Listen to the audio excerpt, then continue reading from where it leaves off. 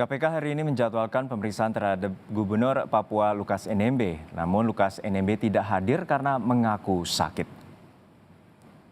Surat panggilan pemeriksaan KPK sudah dilayangkan sejak pekan lalu. Lukas rencananya akan diperiksa sebagai tersangka, namun pihak Lukas menyatakan tidak akan menghadiri pemeriksaan dengan alasan sakit dan meminta izin untuk berobat ke luar negeri. KPK menegaskan izin untuk Lukas baru akan diberikan setelah Lukas menghadiri pemeriksaan.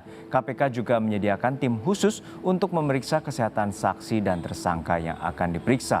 Pemeriksaan hari ini sejatinya menjadi panggilan kedua KPK bagi Lukas NMB. KPK pernah memanggil Lukas pada 12 September lalu, namun Lukas juga tidak hadir.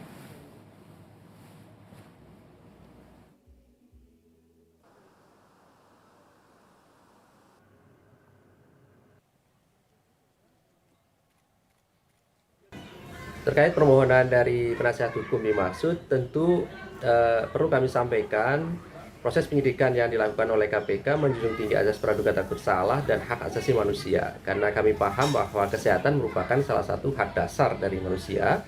Oleh karena itu, seharusnya permohonan dimaksud juga disertai dengan dokumen resmi kesehatan dari tersangka yang kemudian akan kami lakukan analisis terhadap alasan ketidakhadiran dari tersangka dimaksud. Adapun permohonan untuk berobat ke Singapura, tentu kami juga telah memiliki tim medis khusus terkait dengan pemeriksaan para saksi maupun tersangka yang dipanggil oleh KPK. Oleh karena itu kami pertimbangkan permohonan dimaksud setelah nanti dilakukan pemeriksaan oleh tim medis KPK di Jakarta. Pemeriksaan Gubernur Papua Lukas NMB dijadwalkan hari ini, namun Lukas tidak hadir karena mengaku sakit. Lalu apa langkah KPK selanjutnya? Kita tanyakan langsung pada jurnalis Kompas TV Renata Panggalo di Gedung KPK Jakarta. Renata, selain mengaku sakit, Lukas NMB juga meminta agar diizinkan untuk berobat ke luar negeri.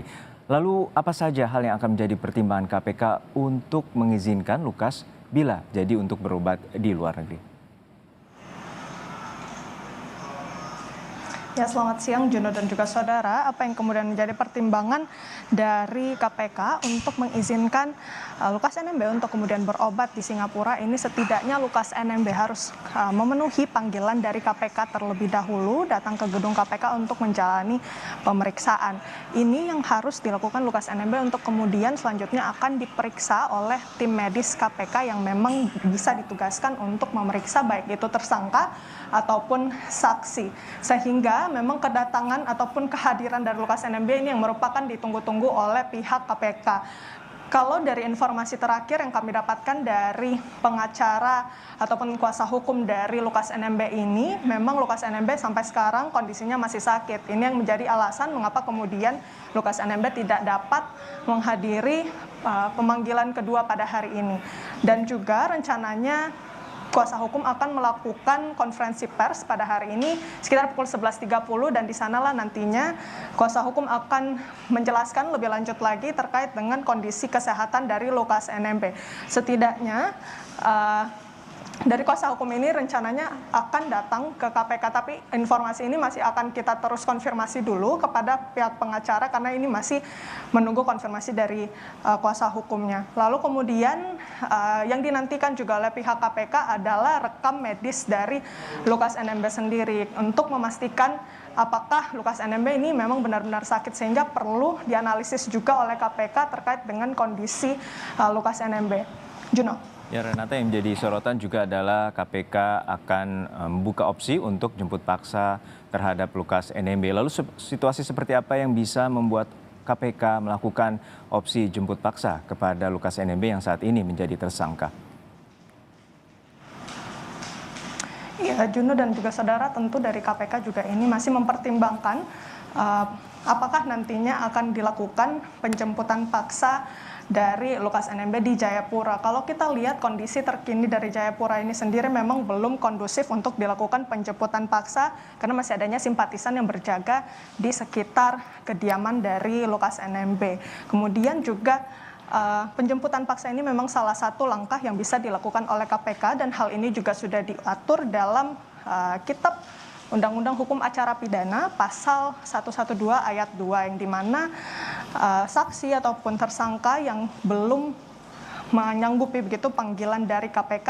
Yang kedua ini bisa dilakukan penjemputan paksa. Oleh karena itu memang ada potensi bahwa nantinya KPK akan menjemput paksa, namun untuk sekarang ini masih akan dilakukan ataupun masih dipantau tergantung dari situasi yang terjadi di Jayapura. Selain itu juga kalau kita melihat figur-figur lain yang pernah menjadi tersangka dari KPK ini, kita bisa melihat kasus Setia Novanto yang dimana ia pernah mangkir dari pemanggilan KPK sebanyak 4 kali, kemudian akhirnya dilakukan penjemputan paksa pada pemanggilan yang kelima.